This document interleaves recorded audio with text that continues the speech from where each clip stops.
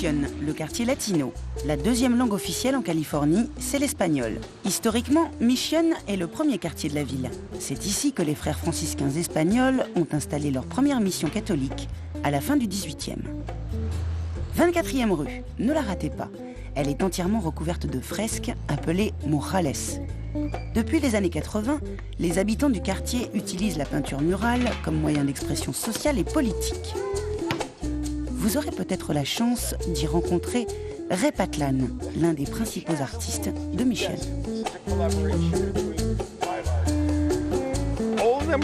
Chaque peinture a été réalisée de manière différente. Celle-ci a été faite à la bombe, celle-ci a été peinte au pinceau et celle-là à l'aide d'un écran de soie. Ça a été fait par petits morceaux chez un particulier. Mais comment fait-on ça? Eh bien, vous avez votre dessin et vous appliquez un écran de soie par-dessus.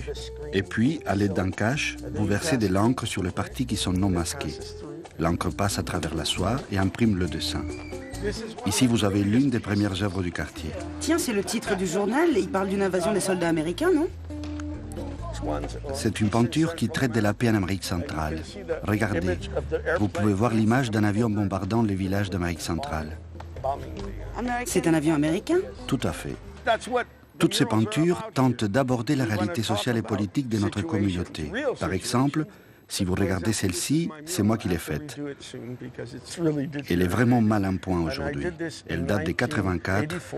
Je l'ai réalisée en un seul jour. Regardez ces deux femmes. Elles portent ces vieux sacs de commission comme il y en a partout dans la région.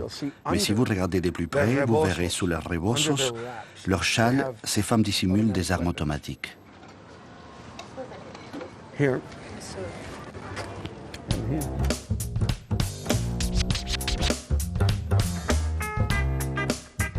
Ray est très investi dans le quartier et dans la communauté.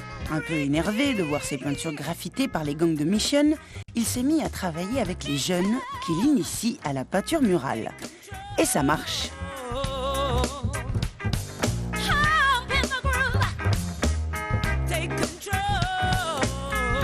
Leroy Bermudez, chef de projet.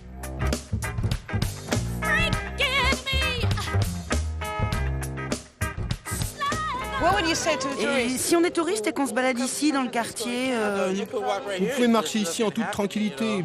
Personne ne va vous manger.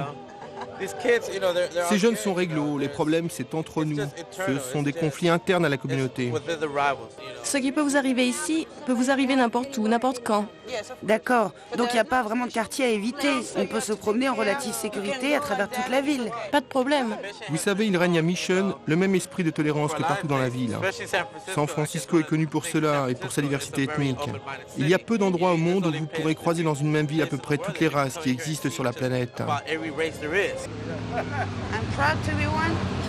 Ray m'a promis un déjeuner typiquement latino, chicano, comme on dit ici. Le terme chicano remonte assez loin, sans doute aux années 20 ou 30. À l'origine, c'était un terme péjoratif. Et puis, c'est comme le terme black. Au début, c'était plutôt négatif, et puis c'est devenu un terme acceptable par tous, reconnu par l'ensemble de la société. C'est devenu un terme identitaire, en fait, ça n'est plus dévalorisant. Voilà, oui.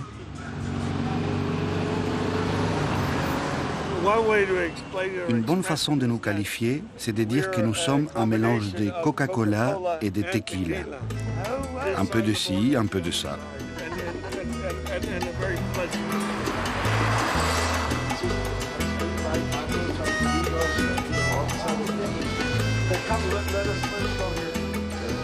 Une taqueria est un fast-food à la mexicaine.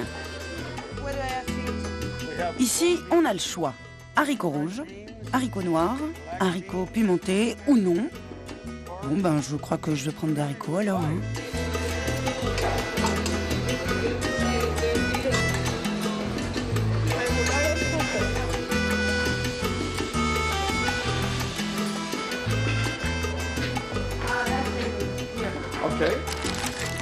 C'est fait avec quoi ces galettes là? C'est fait à partir de farine de blé.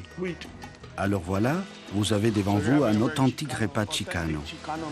Du riz, des haricots, ça s'appelle un burrito.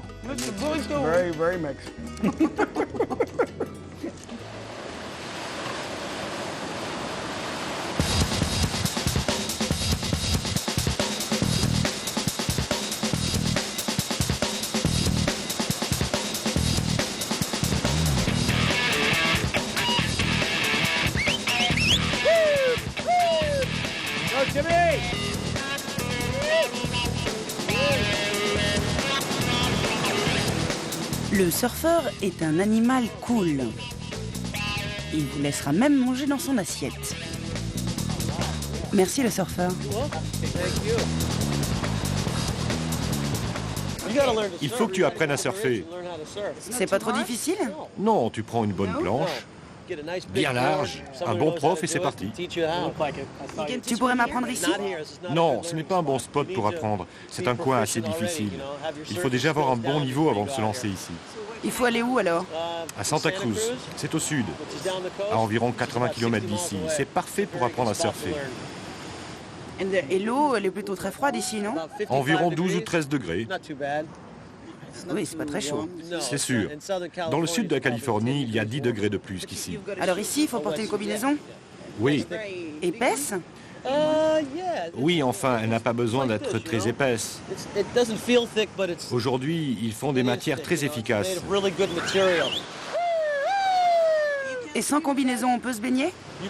On peut, mais pas longtemps. Tiens, regarde celui-là.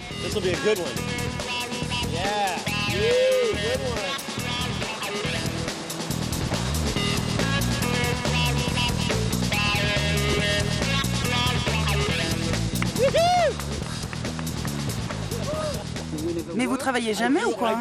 Si, bien sûr. Mais on a des boulots qui nous permettent de continuer à surfer. Moi, je travaille beaucoup la nuit ou les week-ends.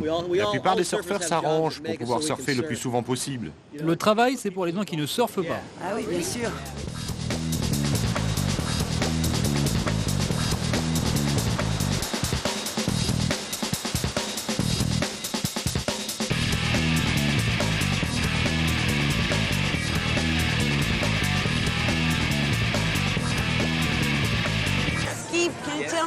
Dis-moi, nous sommes vraiment dans un endroit typique de San Francisco?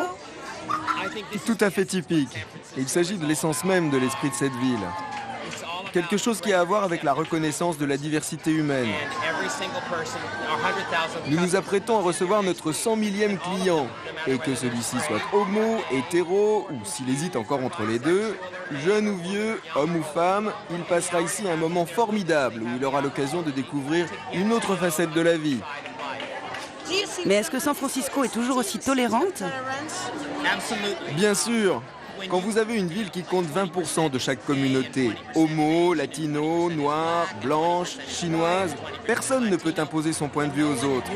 Et en ce qui concerne la communauté homosexuelle, aucun autre endroit aux États-Unis ne ressemble à San Francisco. Cette ouverture d'esprit, cette reconnaissance, tout simplement.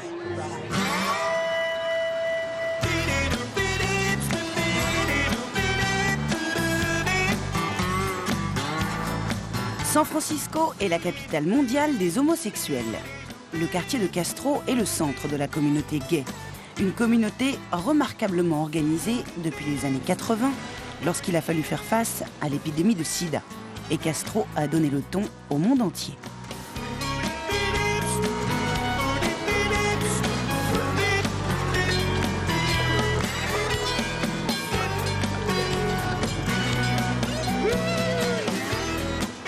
Skip m'a donné rendez-vous au Twin Peaks, au cœur de Castro. Des femmes, il n'y en a pas beaucoup par ici. Ce n'est pas un problème. Femmes, hommes, homo ou hétéros, vous serez toujours très bien accueillis à Castro. Ce café était le premier du pays à remplacer les murs et les vitres en verre fumé par de grandes fenêtres sur la rue. Cela voulait dire que de l'extérieur, tout le monde pouvait désormais voir ce qui se passait à l'intérieur et que de l'intérieur, on pouvait avoir cette étonnante vue sur la ville. C'est étonnant, mais il n'y a que des hommes ici. Hein. Ça, évidemment. En fait, Castro n'a pas toujours été un quartier homosexuel. Tout a commencé à la fin de la Seconde Guerre mondiale.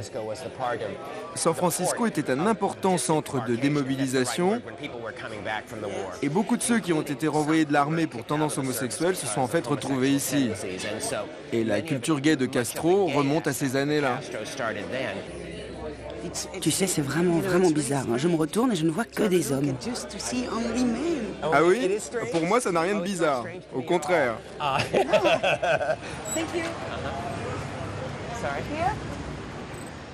On va par où? On va par là. Et là, regarde, le drapeau gay. En face, de l'autre côté de la rue, cette banque était autrefois une banque homosexuelle. Une banque homosexuelle? C'est quoi une banque homosexuelle?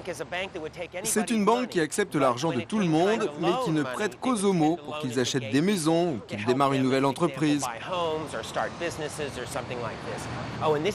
Et là, c'est l'un de mes magasins préférés. On y trouve tout ce qu'il faut pour les garçons qui veulent devenir des filles. Des plumes, tout genre de choses, tu vois, c'est génial. Tu n'as plus qu'à essayer maintenant. Regarde, un superbe diadème et pour un prix raisonnable, j'en suis sûr. Qu'est-ce que tu as dit? 1750 francs? Ça, c'est un prix raisonnable. Oh, mais une reine mérite bien une somme pareille. Faut que je marche maintenant. C'est horrible, Skip. Non, c'est ridicule. Tu trouves? Et ça alors, regarde. Mais qu'est-ce que je fais avec ça, moi? Tu t'éventes. Avec style, avec classe. Un peu plus vite, voilà. Vas-y, montre-moi, toi. Oh, moi, je sais pas faire ça. Je suis pas aussi folle que ça. Moi non plus, je suis pas aussi folle que ça. Skip veut absolument me montrer quelque chose. Vu le genre du magasin, je m'attends au pire.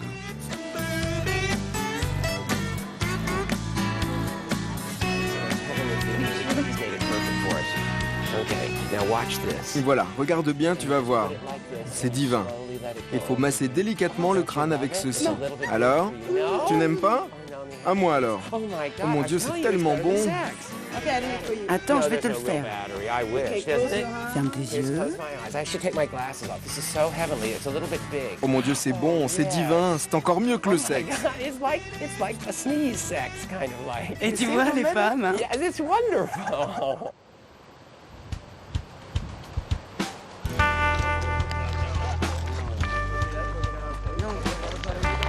Excuse me. Just push here, it's okay.